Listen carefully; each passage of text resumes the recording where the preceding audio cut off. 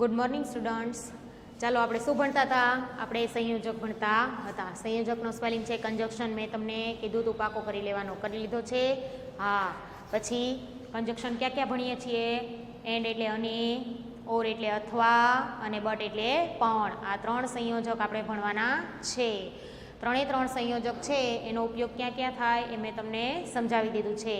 And સમાનતા દર્શાવે છે, બે કર્તા, બે કર્મ, બે શબ્દ, બે બાબત, બે વસ્તુ, બે વિશેષણ, આ બધાને જોડવા માટે. પછી ઓરનો ઉપયોગ ક્યાં થાય છે?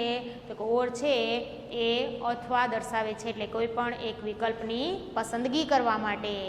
પછી બટ એટલે વિરોધાભાસ દર્શાવે છે કે કોઈ પણ બે વાક્ય છે એમાંથી બંને વાક્ય સામે સામે વિરોધાભાસ દર્શાવતા હોવા જોઈએ.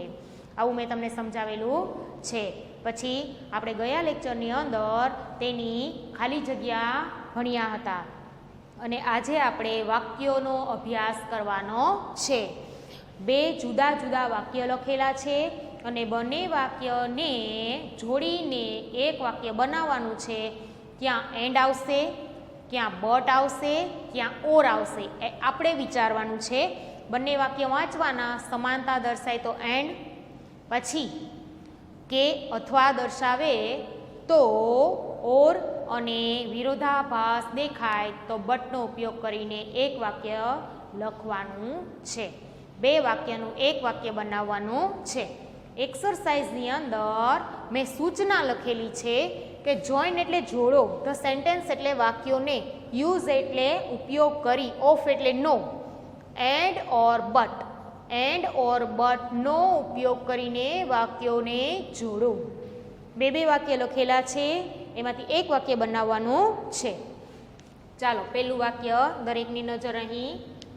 Mohan is angry. એંગ્રી એટલે ગુસ્સે થવું, બરાબર? એંગ્રી એટલે ગુસ્સે થવું. Sohan is angry. મોહન ગુસ્સે થયો છે, સોહન ગુસ્સે થયો છે. હવે મોહન અને સોહન બંને ગુસ્સે થયા છે, તો બેયની ક્રિયા તો એક જ છે પણ બંનેના નામ છે એ ખાલી જુદા છે. તો વાક્ય કેનાથી જોડાશે? એન્ડથી, કે મોહન અને સોહન ગુસ્સે થયા છે. તો મોહન એન્ડ સોહન. અહીંયા મોહન ઇઝ હતું, અહીંયા સોહન ઇઝ હતું, કારણ કે બંને વાક્ય જુદા જુદા છે એટલે ઇઝ હતું. પણ હવે મોહન અને સોહન બે નામ થઈ ગયા છે તો ઇઝનું શું થઈ જશે? આર. અને એંગ્રી એક જ વખત લખાશે. વાક્ય જોઈન્ટ થઈ ગયા છે એટલે મોહન અને સોહન ગુસ્સે થયા છે. તો એન્ડ સંયોજક વપરાણું છે. પછી બીજું વાક્ય વાંચો. Ram Singh is a policeman. Ram Singh પોલીસનો માણસ છે. Manohar Singh is a policeman. Manohar Singh પોલીસનો માણસ છે. એટલે કે રામસિંહ પોલીસ છે, મનોહરસિંહ પોલીસ છે. બંને કેવા છે?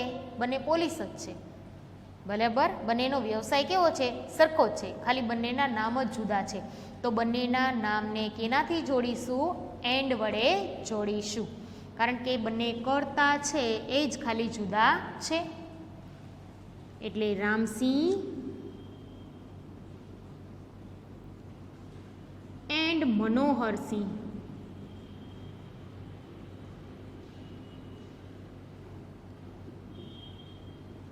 બે નામ થઈ ગયા એટલે ઇઝનું શું થઈ જશે? આર. પછી પોલીસમેન એક વચનમાં છે એને બહુવચનમાં લખીશું એટલે એમ એ એન હતું એનું એમ ઈ એન થઈ ગયું છે, બરાબર? સમજાણું? એન્ડ વડે આપણે વાક્યને જોડેલું છે અને એક વચન હતું એનું બહુવચન કરેલું છે કે રામસિંહ અને મનોહરસિંહ પોલીસ છે, બરાબર? ત્રીજું વાક્ય. ગોપી failed the test. Gopi failed એટલે નિષ્ફળ ગયો, છોકરીનું નામ હોય તો નિષ્ફળ ગઈ. ધ ટેસ્ટ એટલે પરીક્ષામાં. ગોપી પરીક્ષામાં નિષ્ફળ ગયો. હર ફાધર, આપણે હર આપેલું છે ને એટલે એને છોકરી જ ગણીએ, બરાબર? તેના પિતા વોઝ નોટ એંગ્રી. ગુસ્સે થયા નહીં. ગોપી પરીક્ષામાં નાપાસ થઈ, તેના પિતા ગુસ્સે થયા નહીં. તમે પરીક્ષામાં નાપાસ થાવ તો તમારા પપ્પા તમારા ઉપર ગુસ્સો કરે, પણ આમાં ગોપીના પપ્પા એના ઉપર ગુસ્સો કરતા નથી. તો વાક્ય કેવું છે? વિરોધાભાસ દર્શાવે છે ને, કે ગોપી નાપાસ થયો પણ એના પપ્પાએ એના ઉપર ગુસ્સો કર્યો નહીં, એટલે શું આવશે? બટ. ગોપી વિરોધાભાસ દર્શાવે ત્યારે હંમેશા બટનો ઉપયોગ કરવાનો છે. Failed the test.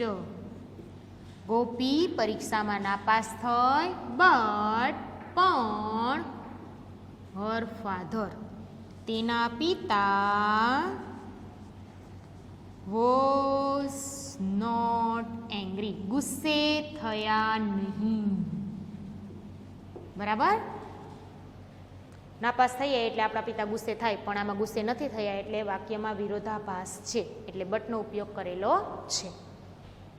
ચોથા વાક્યમાં દરેક જુઓ. You can take T. તમે ચા લઈ શકો છો. કેન એટલે શકું. બરાબર? You can take coffee. તમે કોફી લઈ શકો છો. તમે ચા લઈ શકો છો, તમે કોફી લઈ શકો છો. હવે આ બંને વાક્યને આપણે એક જ વાક્યમાં લખવાનું છે, તો આપણે કેમ લખીશું? તમે ચા અથવા કોફી લઈ શકો છો એમ લખાય ને.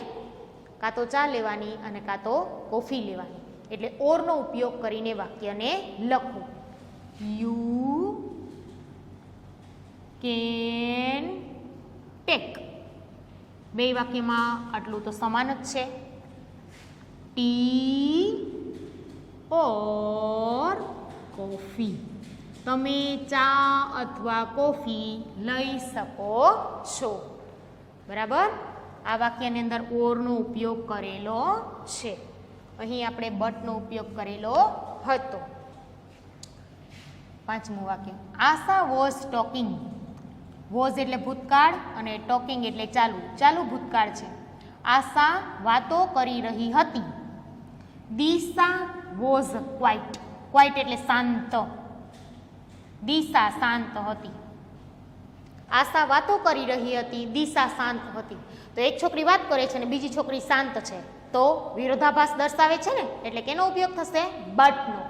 લખો. Asha was talking but Disha was quiet. Asha વાતો કરી રહી હતી પણ દિશા શાંત હતી. છઠ્ઠું વાક્ય. Kanaiyalal is rich. કનૈયાલાલ ધનવાન છે. રીચ એટલે ધનવાન, પૈસાદાર. He is unhappy. અનહેપી એટલે દુઃખી. તે દુઃખી છે.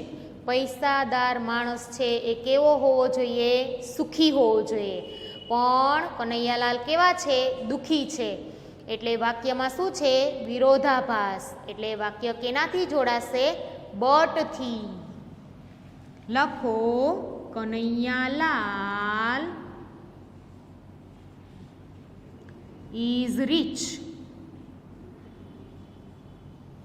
કનૈયાલાલ પૈસાદાર છે, પણ હી ઇઝ અનહેપી. તે દુઃખી છે. તે પૈસાદાર છે છતાં એ દુઃખી છે, એટલે વિરોધાભાસ વાક્યમાં છે, એટલે આપણે બટ વડે વાક્ય લખેલું છે. Shweta will come. વિલ છે એટલે ભવિષ્યકાળ છે, કમ એટલે આવવું, વિલ કમ એટલે આખું વાક્યનું આખા શબ્દનું ગુજરાતી થાય આવશે.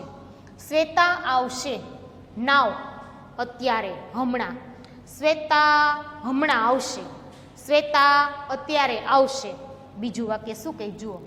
હર ફાધર તેના પિતા વિલ કમ આવશે એટ 9 o'clock 9 વાગ્યે. તેના પિતા 9 વાગ્યે આવશે.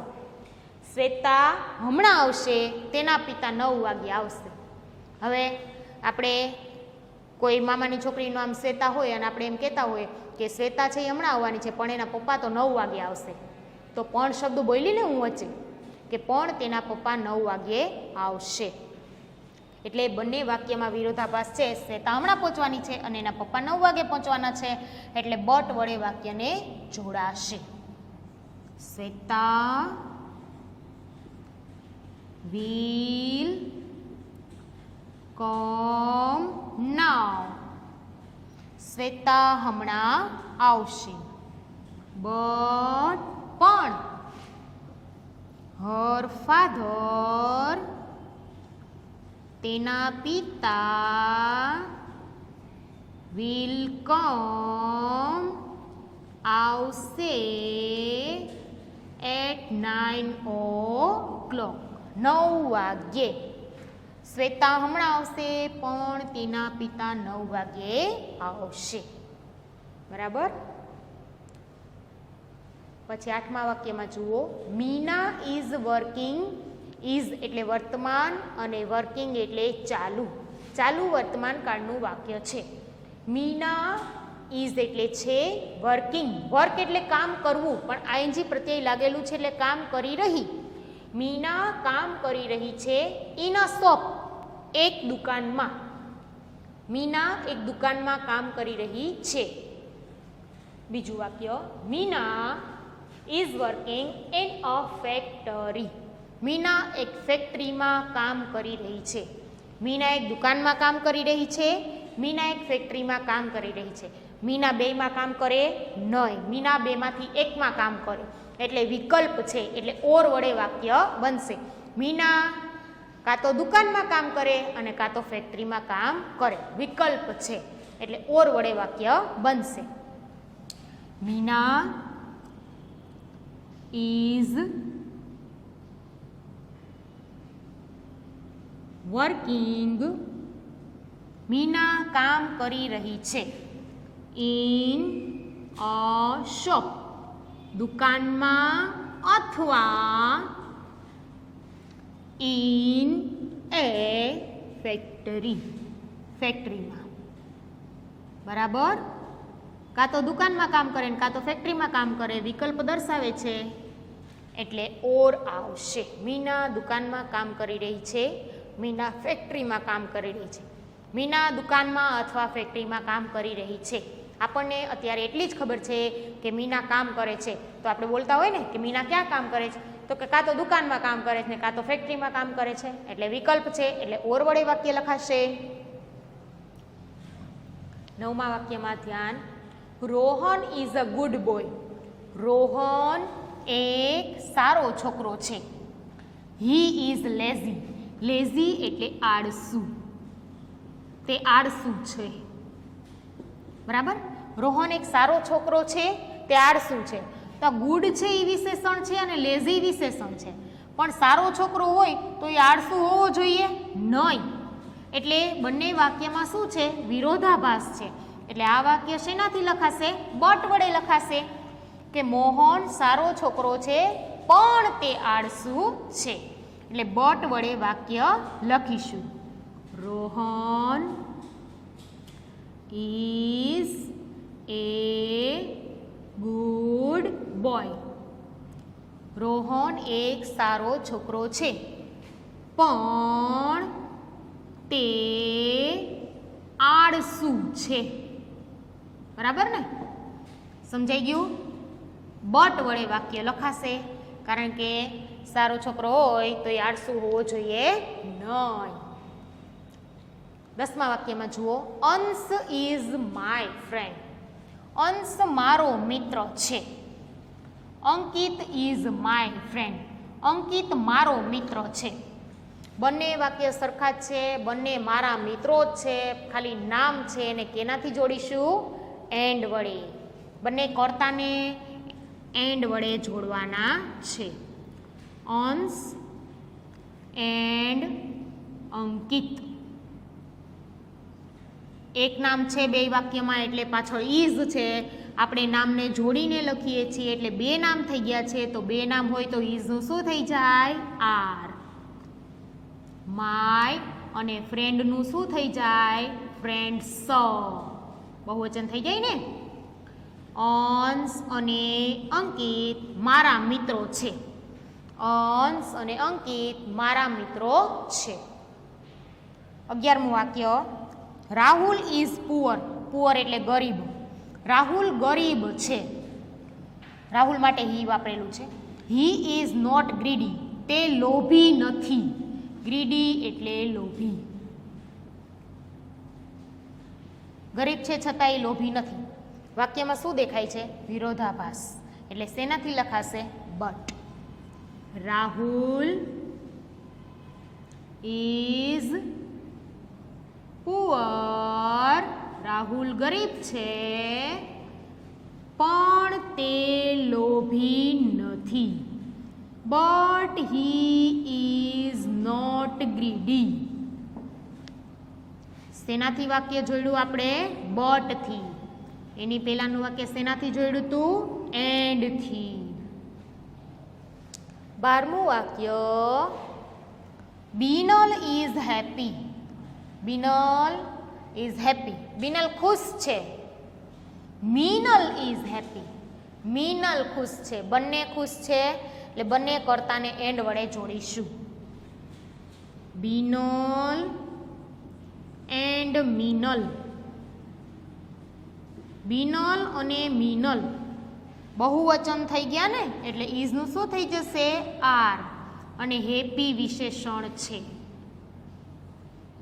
હેપીનું હેપી જ રહે, એમાં બહુવચન થાય નહીં, એ વિશેષણ છે.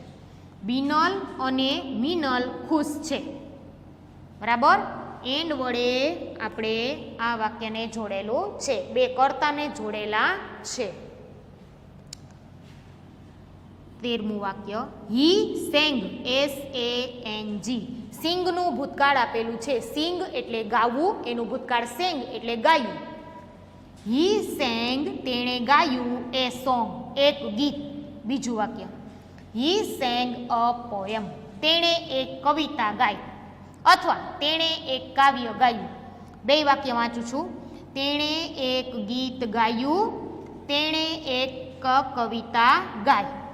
ફરીથી, તેણે એક ગીત ગાયું. તેણે એક કાવ્ય ગાયું. ગાયું સરખું જ છે, તેણે પણ સરખું જ છે. ફેરફાર કઈ જગ્યાએ છે? તો કે અહીંયા ગીત ગાય છે અને અહીંયા કાવ્ય ગાય છે. તો સોંગ અને પોયમ બંનેને કેનાથી જોડીશું? એન્ડથી. બંને શું છે? ક્રિયા. સોંગ ગાવાની અને કાવ્ય ગાવાની. કર્મ છે. શું ગાયું? તો કે ગીત, કાવ્ય. એટલે કર્મને જોડવાના છે એન્ડ વડે. He sang a song and a poem. શું થયું? જુઓ, તેણે એક ગીત અને એક કાવ્ય ગાયું. એન્ડ વડે જોડીને લખેલું છે. બરાબર. 14મા વાક્યમાં જોઈએ, રાહુલ ઇઝ શોર્ટ. શોર્ટ એટલે નીચો, ઠીંગણો. રાહુલ નીચો છે. વિશેષણ છે શોર્ટ શબ્દ. His brother is tall. અને ટોલ એટલે ઊંચું. તેનો ભાઈ ઊંચો છે. રાહુલ નીચો છે, તેનો ભાઈ ઊંચો છે. તો બે વાક્યમાં શું દેખાય છે? બે વાક્યની અંદર વિરોધાભાસ દેખાય છે. તો જ્યારે વિરોધાભાસ દેખાય ત્યારે આપણે કયા સંયોજકનો ઉપયોગ કરવાનો છે? ત્યારે આપણે બટ સંયોજકનો ઉપયોગ કરવાનો છે. લખો, રાહુલ ઇઝ શોર્ટ. રાહુલ નીચો છે પણ તેનો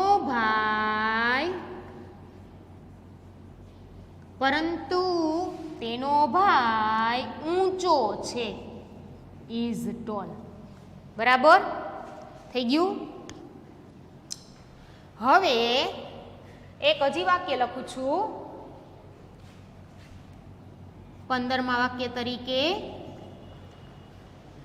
Rahul is short but his brother is tall. શેનો ઉપયોગ થયો છે સંયોજક તરીકે? બટનો ઉપયોગ થયો છે. હવે હી વર્કડ હાર્ડ. 15મું વાક્ય લખું છું. તેણે સખત મહેનત કરી. બીજું વાક્ય હી ફેલ્ડ, તે નાપાસ થયો. તેણે સખત મહેનત કરી, તે નાપાસ થયો. હવે સખત મહેનત કરી તો આપણે પાસ થવા જોઈએ ને, છતાં એ નાપાસ થઈ ગયો છે, તો વિરોધાભાસ છે વાક્યમાં, એટલે બટ વડે વાક્ય લખીશું. He worked hard but he failed. તેણે સખત મહેનત કરી પણ તે નાપાસ થયો. બરાબર. હજી એક વાક્ય હું લખીશ. અહીં આપણે સૂચનાને દૂર કરી અને એ વાક્ય લખીએ. I like oranges.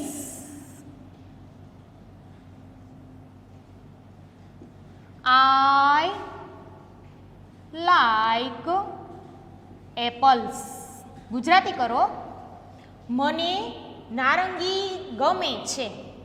મને સફરજન ગમે છે. મને નારંગી ગમે છે, મને સફરજન ગમે છે. હવે મને ગમે છે કોમન છે, ખાલી આપણે નારંગી અને સફરજન બંને વચ્ચે કયો શબ્દ મૂકીશું? એન્ડ. મને નારંગી અને સફરજન ગમે છે. I like oranges and apples. બરાબર. મને નારંગી અને સફરજન ગમે છે. પછી 17મું વાક્ય આઈ વોન્ટ બુક્સ. વોન્ટ એટલે જોઈએ છે, મારે પુસ્તકો જોઈએ છે. I want pens. મારે પેન જોઈએ છે. મારે પુસ્તકો જોઈએ છે, મારે પેન જોઈએ છે. આ વાક્ય કેમ લખીશું? I want books and pens. મારે પુસ્તકો અને પેન જોઈએ છે. બરાબર. હવે કંજક્શનનો સ્પેલિંગ તમે આજે લેસનમાં ફરીથી 5 વખત લખજો. જો કંજંક્શન વચ્ચે એન આવશે. બરાબર. યાદ રાખવાનું છે, વચ્ચે એન આવશે. ફરીથી 5 વખત લખીને પાકો કરી લેવાનો છે. વચ્ચે એન લખી નાખવાનો છે. એ 3 સંયોજક આપણે ભણી ગયા છીએ. અને આજના લેસનમાં તમારે મેં આજે 17 વાક્ય લખાવ્યા છે, એમાંના તમારે 1 થી 10 વાક્ય છે એ જોઈ અને ગુજરાતી કરી અને એકવાર લખવાના છે. હવે ત્યાં સુધી મિત્રો આપણે આગળના લેક્ચરમાં મળીશું.